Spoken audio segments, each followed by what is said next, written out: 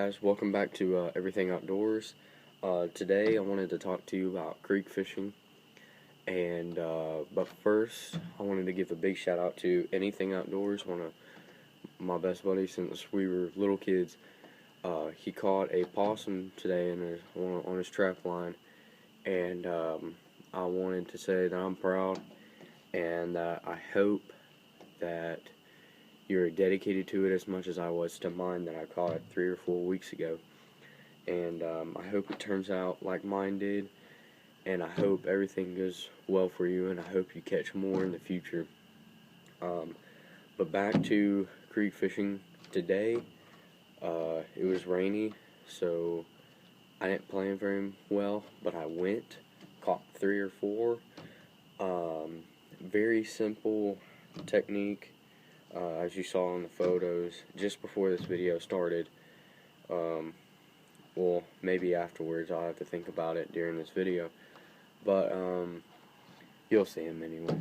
So what I used was just a simple little spinning reel, nothing really fancy, and I used a red or an orange chartreuse and black little grub, a crappy jig. I have hundreds of these. And I have a little jig head, very light. You don't need it to sink all the way down to the bottom, but you don't want it floating up at the top. You want it in that mid-range where there's shatter going down. But I used 6-pound tests, normally 6 to 8-pound tests. I sometimes use 4-pound if I'm going to catch, little bait fish and stuff. But I rarely use that. I wanted to talk to you about creek fishing because to me that's one of the hardest places to fish, because of its size and how smart these fish are.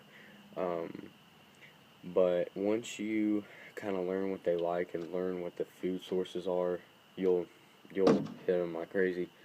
So normally, if it's just a normal creek, about as wide as a truck, maybe bigger, a couple feet deep, and a few inches at some points, and a few feet at some points, clear, and flows into a lake.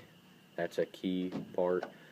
Normally you would use crawdad colors, or greenish, or a blue, or a silver, because you want to imitate those crawdads, shiners, bluegill, and all those little fish that swim through there and that they eat.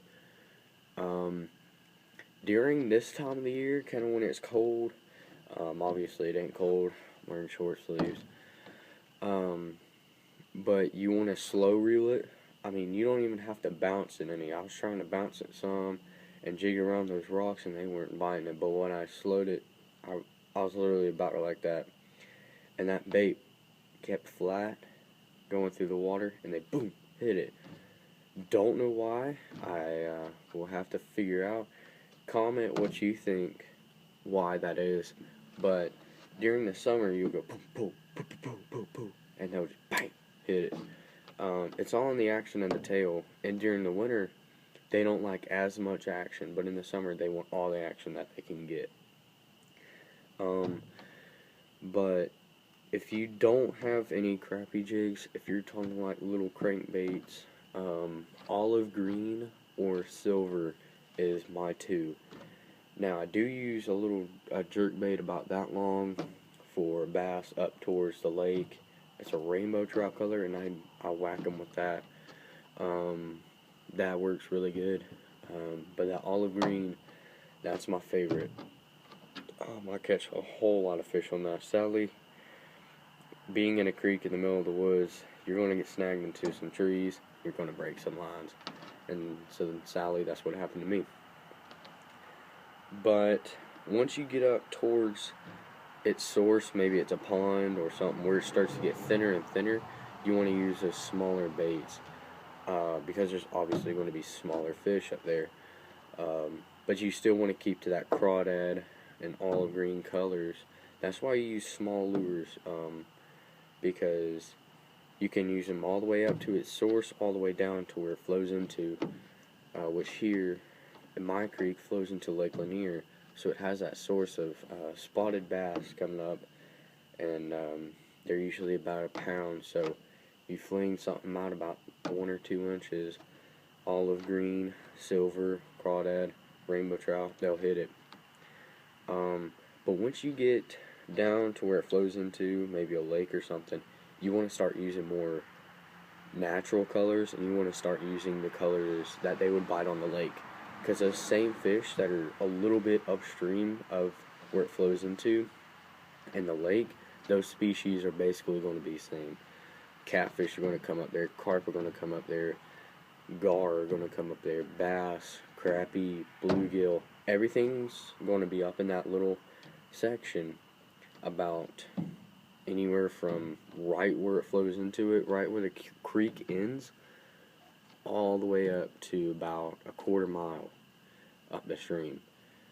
So that little stretch we're walking, that's where you're going to be fishing with those lake-like lures.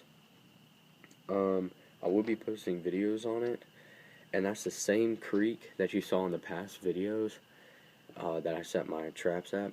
And one of those spots, I actually did fish today, and I did not catch any, sadly, but I did get a few nibbles. But I hope that my knowledge through the camera to your home where you're sitting at and your brain will help you catch more fish at your local creeks, because what this channel is about is helping you to become better outdoorsmen and to learn about what I do and how I do it. Ask questions in the comment section about what I do and how I do it if I haven't posted a video on it, and ask questions on the next video I should do, and ask any questions like in general.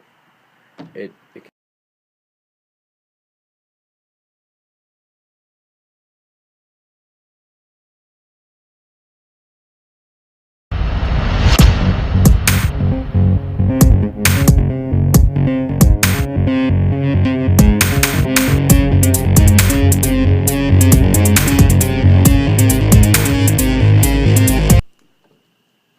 got you. You thought the video was over. I remembered. I got one thing to show you right quick that I've been working on. I'll be back.